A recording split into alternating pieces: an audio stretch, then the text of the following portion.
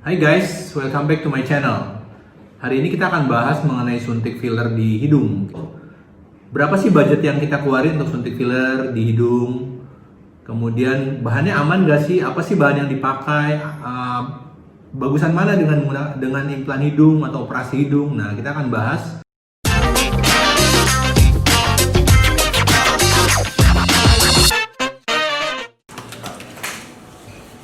Berapa sih harganya suntik filler?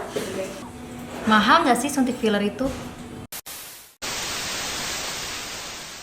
Oke, sekarang ada yang bertanya mengenai berapa sih budget memancungkan hidung dengan suntik filler ya atau hyaluronic acid.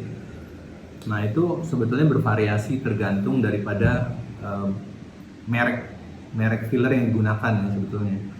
Jadi misalnya katakanlah range rata-rata itu kurang lebih kisaran suntik filler di nose, di hidung itu kurang lebih 2,5 sampai 4,5 juta. Jadi tergantung. Apa sih bedanya? Kenapa ada yang mahal, ada yang murah? Itu sebenarnya balik lagi ke brand. Katakanlah misalnya ada beberapa brand yang memang dia udah terkenal, dia di market sudah lama, sudah digunakan oleh dokter-dokter yang terkenal. Itu biasanya lebih mahal. Dan mereka biasanya mengklaim punya beberapa keunggulan dibanding filler-filler yang lain. Biasanya punya value proposition lah istilahnya dalam marketing. Katakanlah misalnya mereka bermain di crosslink. Jadi mereka mengklaim bahwa mereka punya teknologi yang lebih baru sehingga membuat filler ini bisa lebih tahan lama. Walaupun sebetulnya filler itu bisa tahan lebih lama itu tergantung dari banyak faktor ya, bukan cuma dari kualitas crosslinknya. Kualitas crosslinknya iya, tapi faktor yang lain iya. Faktor yang lain juga mempengaruhi. Katakanlah misalnya fillernya bagus, tapi misalnya dia sering berjemur, sering sauna, terus penempatan fillernya di daerah yang bergerak, teknik suntikannya mungkinnya terlalu superficial, itu juga mempengaruhi fillernya jadi cepat habis gitu ya. Jadi kadang-kadang filler itu kan mereka diklaim bisa untuk 12 bulan sampai 14 bulan, tapi kenyataannya 6 sampai 8 bulan mereka udah mulai hilang gitu ya. Jadi itu perbedaannya. Tapi ada juga filler yang memang ya mungkin fillernya baru, harganya bisa 2,5 juta. Biasanya itu filler-filler dari negara Jepang atau Korea.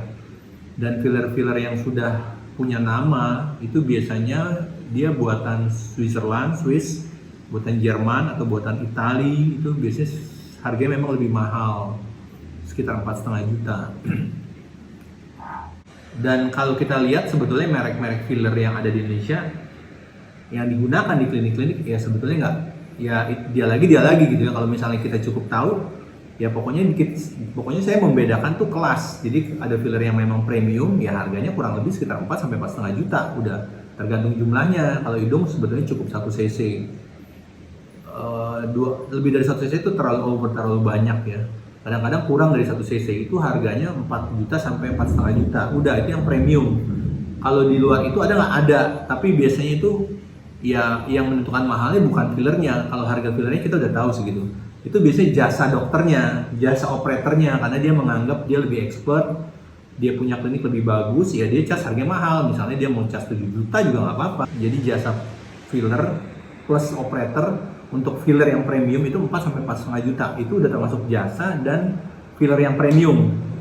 Nah, kalau misalnya filler yang buatan Korea atau buatan Jepang, itu filler plus operator itu kurang lebih 2 sampai 2,5 juta. Mau lebih bisa nggak? Bisa. Tapi itu harga yang rata-rata. Ya, di sana ada yang harga 7 juta misalnya kan. Mereka bisa aja mengklaim, fillernya lebih bagus. Ya, biasanya itu mereka memang menggunakan filler yang premium. Tapi sebenarnya harga pasarannya itu yang 4,5 juta. Mereka mau ngasih nilai 6 juta, 7 juta ya terserah mereka. Karena mungkin mereka merasa operatornya lebih jago. Ya, Nah itu sebetulnya di sekitar range atau budget yang kita keluarin untuk menggunakan untuk menyuntikkan filler untuk menyuntikkan hidung.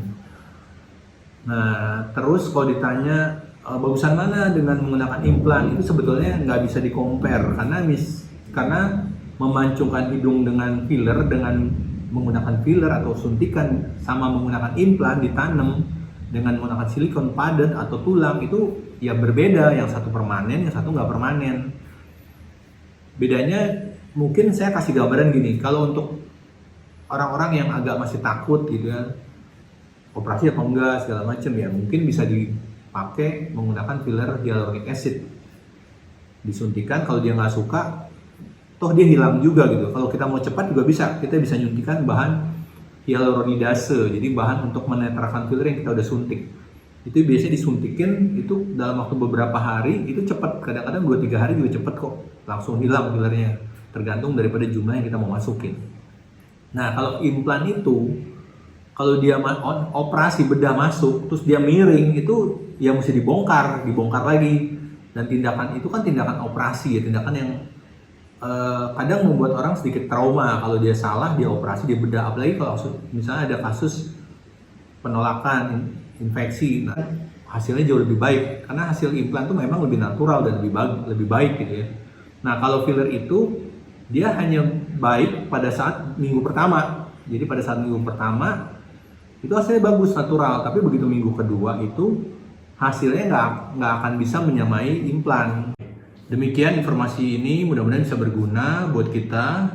Informasi yang saya berikan ini berdasarkan pengalaman, berdasarkan jurnal, berdasarkan informasi yang saya dapat dari teman-teman sejawat yang kompeten. Jika informasi ini berguna buat kalian bisa like, bisa subscribe, dan bisa men-share informasi ini kepada teman-teman lainnya. Terima kasih, sampai jumpa.